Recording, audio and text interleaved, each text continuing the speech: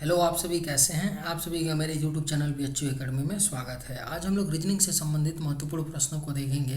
ये सारे प्रश्न होने वाले आगामी एग्जामों के लिए बेहद ही महत्वपूर्ण होने वाले हैं। तो चलिए आइए एक एक करके शुरू करते हैं। नीचे दिए गए विकल्पों में से संबंधित शब्द को चुनिए। क्वेश्चन दिया है, जिस तरह हैंडबॉल 7 से रिलेटेड है उसी तरह हमें बताना है फील्ड हॉकी क्वेश्चन मार्क के स्थान पे क्या होगा। ओके, तो जब भी इस तरह का प्रश्न आपको मिले, इस तरह का प्रश्न तीन तरह से बनता है। यहाँ पर क्या दे देगा, शब्द दे देगा, या तो न्यूमेरिक दे देगा या तो अल्फ़ाबेट्स दे देगा। ये बात आप लोग ध्यान रखिएगा, क्योंकि अगर आपको पता होगा कि किस टाइप के कितने क्वेश्चंस बन सकते हैं तो उन सारे टाइप्स को करने के तरीकों पे आपकी क्लियरिटी होगी, तो आप अच्छे से आंसर सही कर पाएंगे। ठीक है, जिस तरह हैंडबॉल क्या होता है, एक गेम होता है जिसमें कितने प्लेयर होते हैं, 7 खिलाड़ी होते हैं। कितने खिलाड़ी होते हैं हैंडबॉल में, 7 खिलाड़ी होते हैं। ओके, उसी तरह से फील्ड हॉकी में कितने खिलाड़ी होते हैं, तो 11 खिलाड़ी होते हैं। फील्ड हॉकी में खिलाड़ी कितने होते हैं, आपके 11 खिलाड़ी होते हैं। तो इसका राइट आंसर क्या हो जाएगा, ऑप्शन बी 11। उम्मीद करते हैं कि आप लोग समझ पाए होंगे। चलिए अगले प्रश्न पे चलते हैं। नीचे दिए गए विकल्पों में से संबंधित संख्या को चुनिए।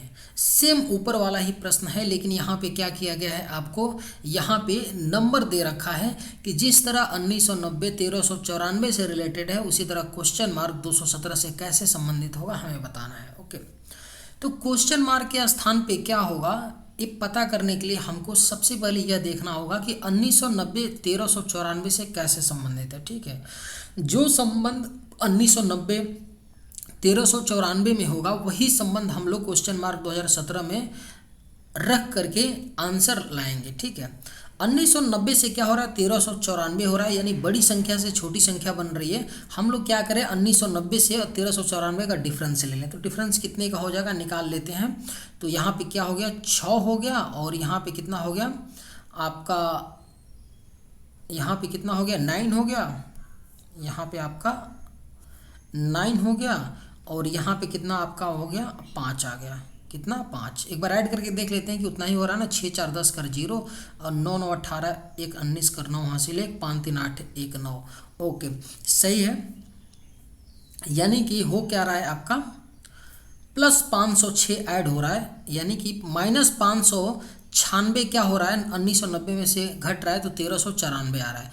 तो यहाँ पे क्या करेंगे, 2017 में क्या हुआ होगा, प्लस 596 हुआ होगा, तभी तो आपका यहाँ पे संख्या आएगी।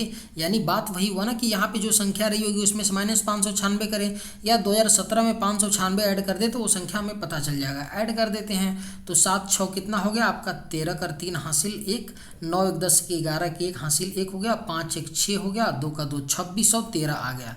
2613 क्वेश्चन मार्क के स्थान पे हो जाएगा। किस ऑप्शन में 2613 दिया है, आपका ऑप्शन नंबर बी में। तो हमारा करेक्ट आंसर क्या हो जाएगा, ऑप्शन बी। उम्मीद करते हैं कि आप लोग समझ पाए होंगे। चलिए अगले प्रश्न पे चलते हैं। नीचे दिए गए प्रश्न आकृति में लुप्त संख्या ज्ञात कीजिए। हमसे पूछा जा रहा है कि आपको एक यहाँ पे क्या दिया है, स्क्वायर दिया है, और इसके अंदर छोटे छोटे स्क्वायर दिए हैं। इन स्क्वायर में संख्याएं दी गई हैं, जैसे 3 15 4 7 38 5।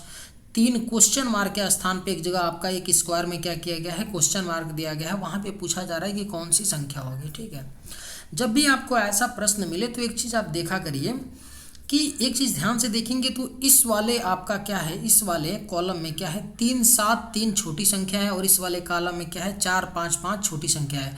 लेकिन जो बीच वाला कॉलम है उसमें 15 38 और क्वेश्चन मार्क यानी बड़ी संख्या है।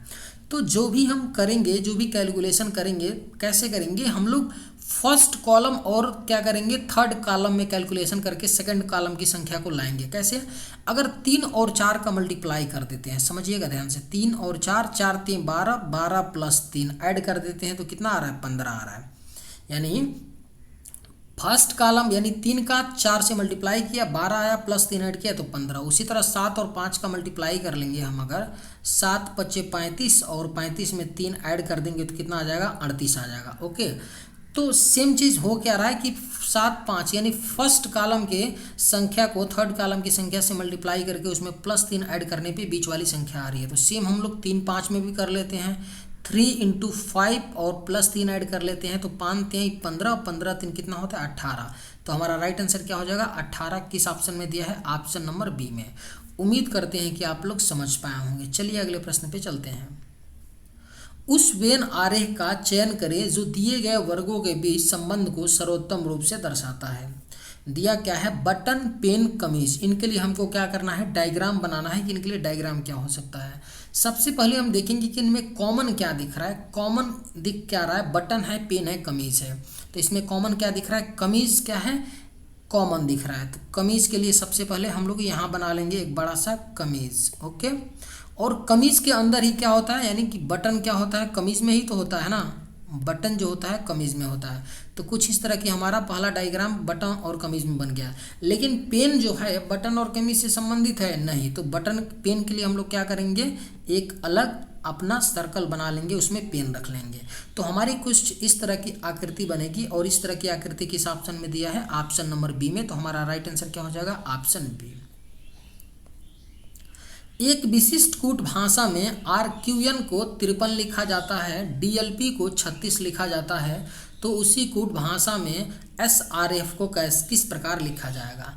जब भी आपको ऐसा बच्चों प्रश्न मिले कि आपको अल्फ़ाबेट दिया हो और उसको इक्वल न्यूमेरिक से कर रहा है, यानी नंबर से किया जा रहा है, अल्फ़ाबेट दिया हो उसको क्या किया गया है, न्यूमेरिक से इक्वल किया जा रहा है, तो वहाँ पर कुछ नहीं होता है, प्लेस वैल्यू का सम होता है। प्लेस वैल्यू का सम होता है, टोटल सम के बाद कुछ 2 ऐड होता है या कुछ माइनस होता है, यही होता है 100% किसी भी क्वेश्चन में। तो आपको जब भी ऐसा दे तो आप सीधे प्लेस वैल्यू से जाइए। मैं कुछ नहीं करूँगा, मैं RQN का प्लेस वैल्यू लिखूँगा।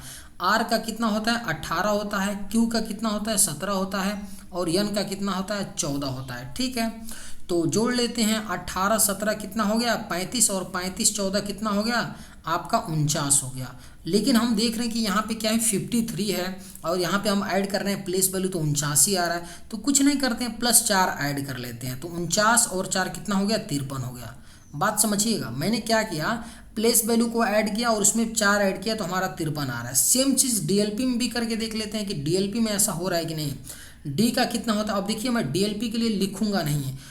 D का कितना होता है 4 होता है, L का 12, 12 4 16, और P का 16, 16 16 32 हो गया, और 32 + 4 कितना हो गया 36। यानी कि हमारा जो लॉजिक लग रहा है, जो कंसेप्ट यहाँ बन रहा है वो ये हो रहा है कि प्लेस वैल्यू जो अल्फ़ाबेट दिए हैं उनके प्लेस वैल्यू का सम +4 ऐड करने पर क्या हो रहा है, नंबर आ रहा है। तो सेम SRF में हम लोग कर लेते हैं।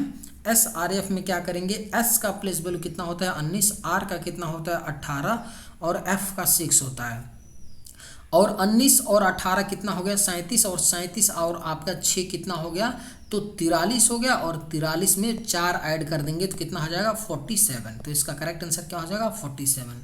किस ऑप्शन में दिया है, ऑप्शन नंबर ए में। तो हमारा राइट आंसर क्या हो जाएगा ऑप्शन ए। उम्मीद करते हैं कि आप लोग समझ पाए होंगे। चलिए अगले प्रश्न पे चलते हैं।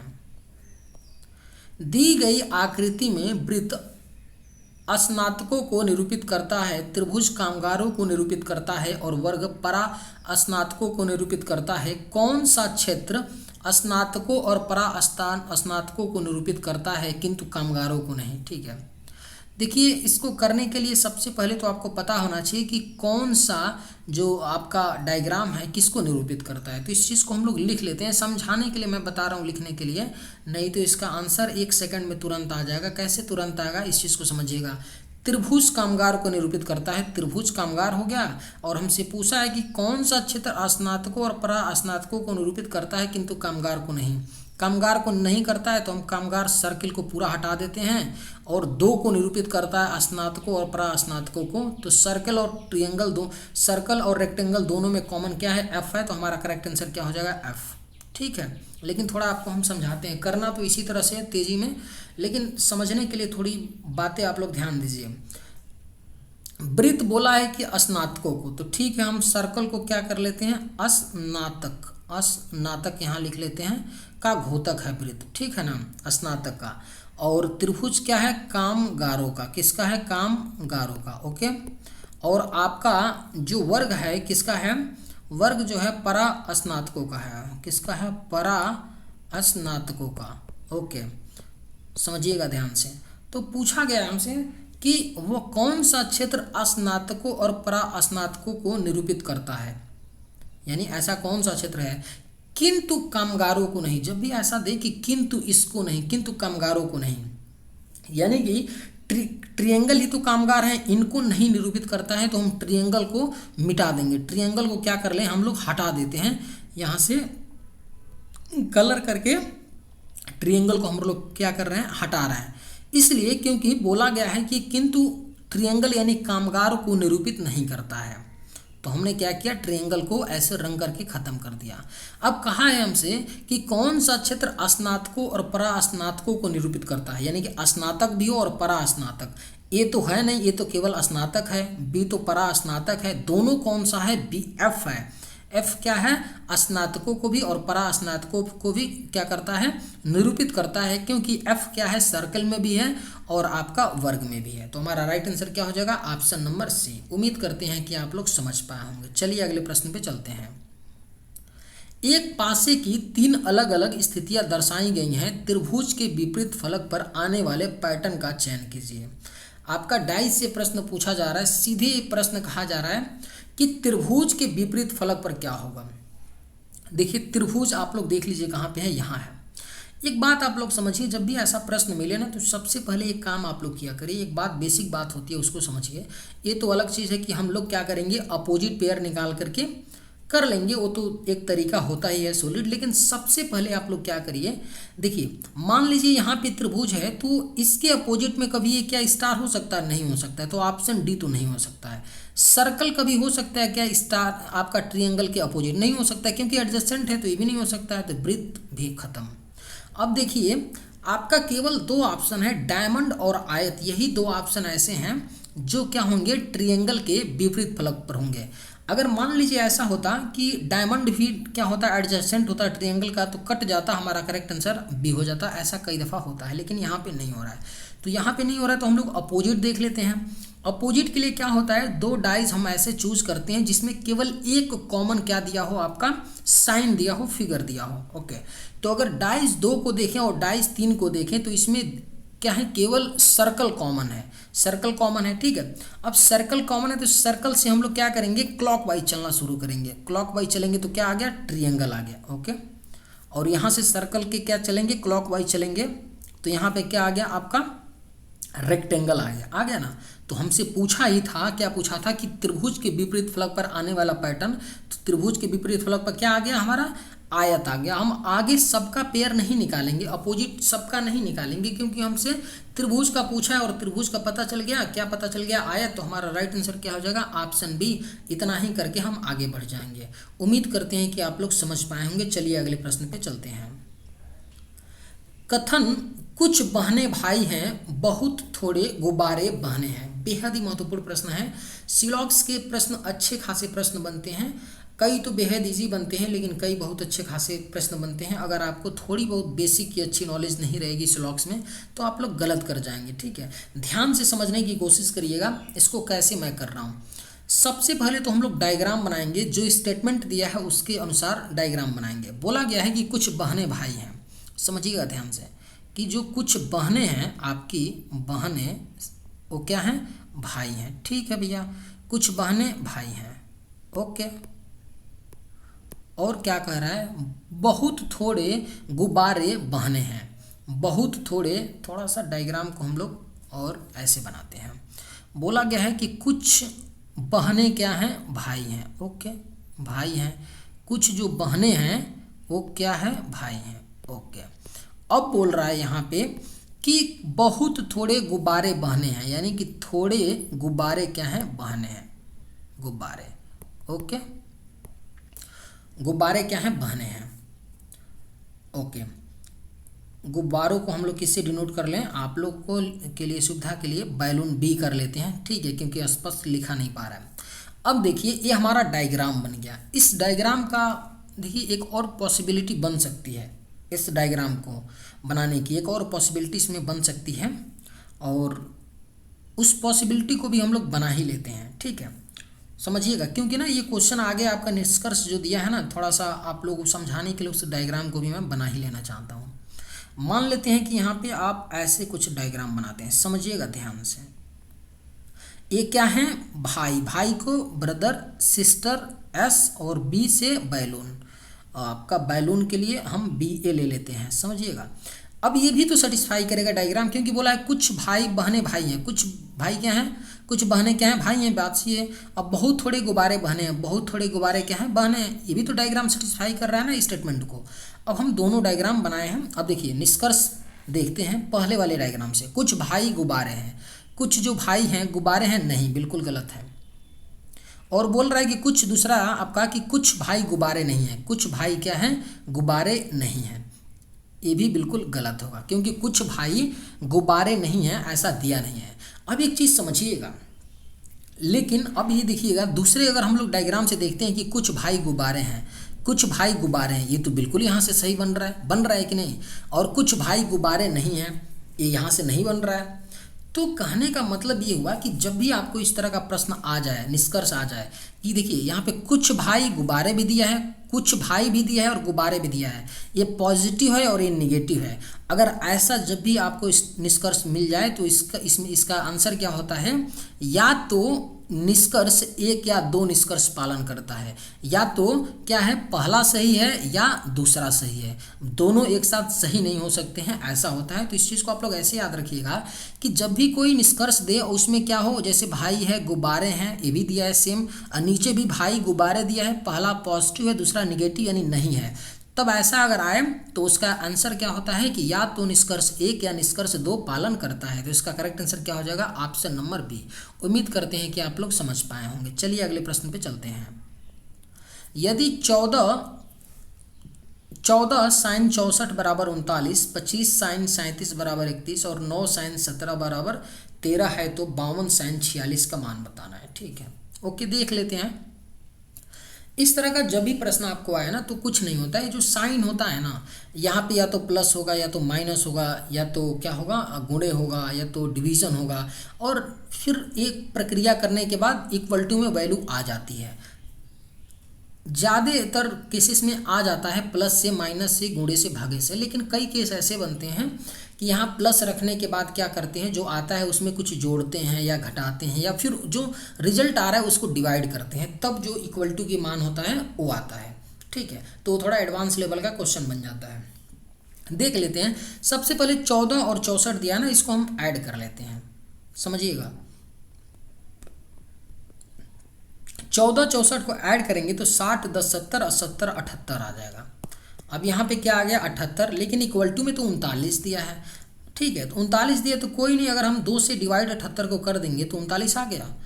ओके, आ गया, यानी कुछ नहीं हो रहा है। हमने क्या किया, पहले ऐड किया 78 आया, देखा मैंने कि 39 तो आ नहीं रहा है तो मैंने हाफ कर दिया तो 39 आ गया। सेम चीज़ 25 37 में कर लेते हैं। 25 37 ऐड करेंगे कितना हो जाएगा आपका, कितना होगा 62 होगा ना 62, और 62 को हाफ सेम कर लेंगे जैसे मैंने यहाँ किया तो 31, यानी यहाँ भी ये चीज़ सेटिस्फाई कर रहा है। यहाँ देख लेते हैं 13 17 और 9 को ऐड कर लेते हैं तो कितना होता है 26, और 26 का हाफ कर दिया तो 13, यानी कुछ नहीं हो रहा है, सम हो रहा है। सम का हाफ करने पे क्या हो रहा है आपका जो इक्वल टू की संख्या वो आ रही है।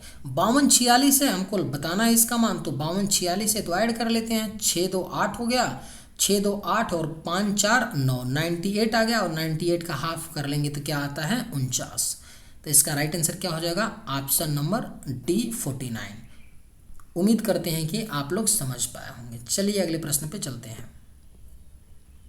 संगीता उत्तर पश्चिम दिशा की ओर सम्मुख थी। यदि वह सुधा के साथ मानक तरीके से बैठकर कैरम खेल रही थी तो सुधा किस दिशा की ओर सम्मुख थी।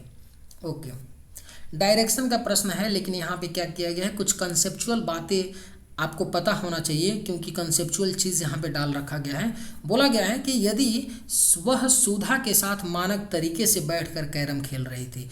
मानक तरीके से बैठकर कैरम खेलने का मतलब ये होता है, इस बात को समझिएगा, कि अगर मेरा मुंह क्या है, मेरा मुंह ऐसे है तो जो अगला मुझसे खेलेगा सेम स्ट्रेट अपोजिट में मुंह उसका होगा। यही होता है मानक तरीके से बैठ करके खेलना। ऐसा नहीं है कि मैं ऐसे बैठ के खेल रहा हूँ तो भैया ये जो हैं हमारे सामने वाले ऐसे बैठ के खेलें, ऐसे नहीं होता है। ठीक है, मानक तरीका यही होता है। आप लोगों को एक बात और पता होना चाहिए कि ऊपर क्या होता है नॉर्थ होता है, नीचे क्या होता है साउथ होता है, इधर क्या होता है ईस्ट होता है, इधर क्या होता है वेस्ट होता है। ओके, और अगर इसकी मैं बात करूँ तो ये क्या होता है नॉर्थ वेस्ट होता है, ओके। अगर मैं इसकी बात करूं तो ये क्या होता है, नॉर्थ ईस्ट होता है। यानी कुछ नहीं, ये जो इधर का जो साइन है और इधर का साइन है, ये दोनों क्या हो जाते हैं, ऐड हो जाते हैं।